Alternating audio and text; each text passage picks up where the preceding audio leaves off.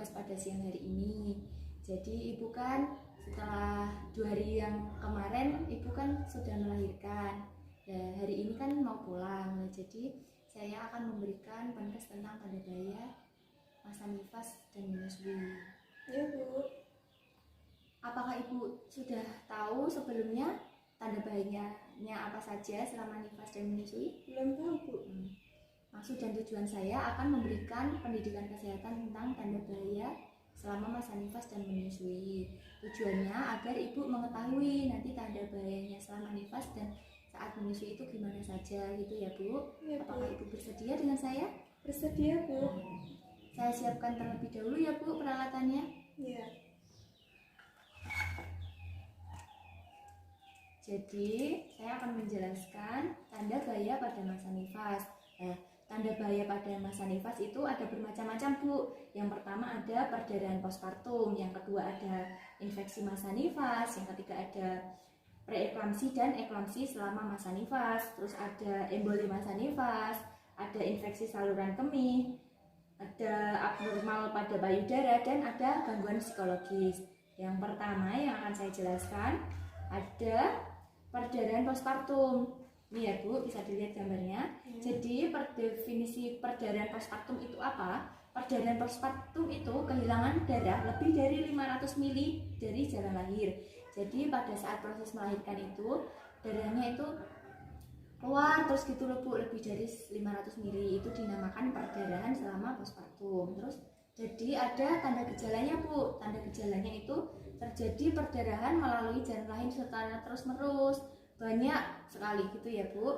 Terus ada terjadi kondisi medis setelah melahirkan itu rahimnya kembali tidak normal seperti semula karena ibu kan sudah melahirkan. Nah, terus ada nyeri tekan perut bagian bawah, jadi perut bagian bawahnya itu merasa sakit gitu ya Bu.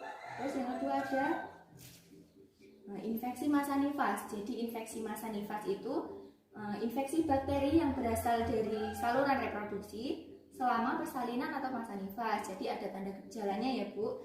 Nah, tanda gejalanya itu infeksi lokal. Kalau infeksi lokal itu terjadi perubahan warna kulit, terus timbul nanah, bengkak pada luka, terus ada pergerakan terbatas. Kalau infeksi secara umum itu suhu meningkat lebih dari 38 derajat Celcius ya Bu. Itu sangat panas, terus tekanan darahnya meningkat atau menurun, terus ada pernafasannya meningkat atau menurun, terus mengalami rasa sakit dan lemah.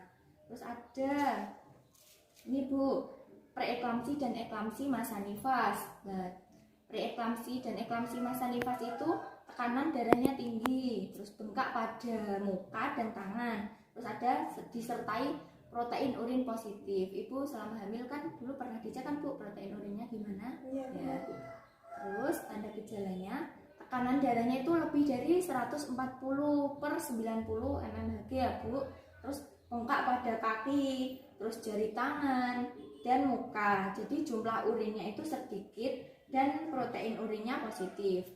Terus ada lagi emboli masa nifas. Jadi emboli masa nifas itu terjadi penyumbatan mendadak pada pembuluh darah arteri. Jadi ada benda asing yang terbawa pada saat proses melahirkan itu ya Bu. Jadi itu nanti akan menimbulkan emboli. Terus tanda gejalanya itu ibu merasa sesak nafas, nyeri dada pada pleuretik. Jadi itu kayak ada radang paru-paru dan dadanya merasa sesak ya Bu. Terus ada infeksi saluran kemih. Jadi infeksi saluran kemih itu infeksi yang terjadi pada saluran kemih ibu. Jadi itu kayak ngerasa nyeri sakit gitu ya Bu. Tanda gejalanya itu nyeri saat buang air kecil, sakit di bagian jalan lahir pada saat membuang air kecil. Terus ada sering kencing dan keluarnya itu hanya sedikit Bu, tapi sakit. Terus nyeri perut bagian bawah dan tidak nyaman di pinggang. Jadi pinggangnya itu akan merasa kayak nyeri sakit gitu ya Bu.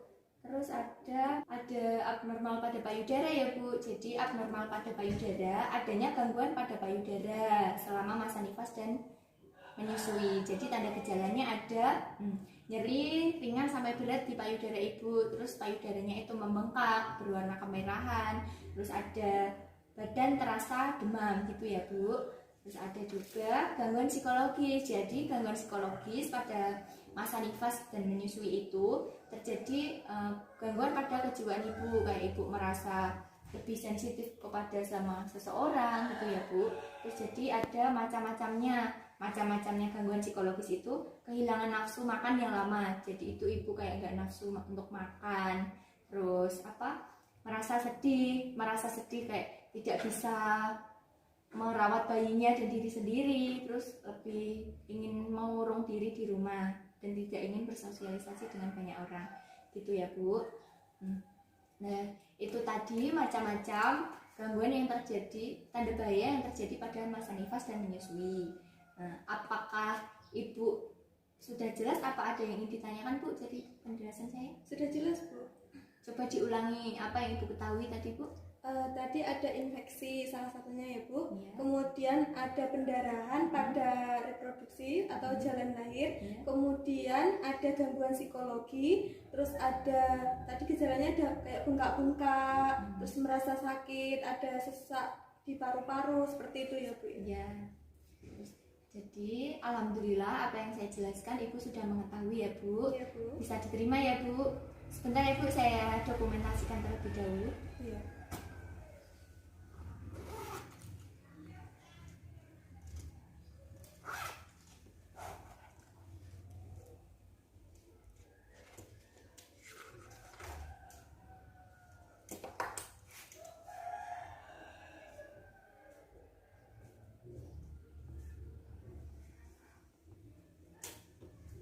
Alhamdulillah ya Bu, pendidikan kesehatan yang saya berikan sudah selesai.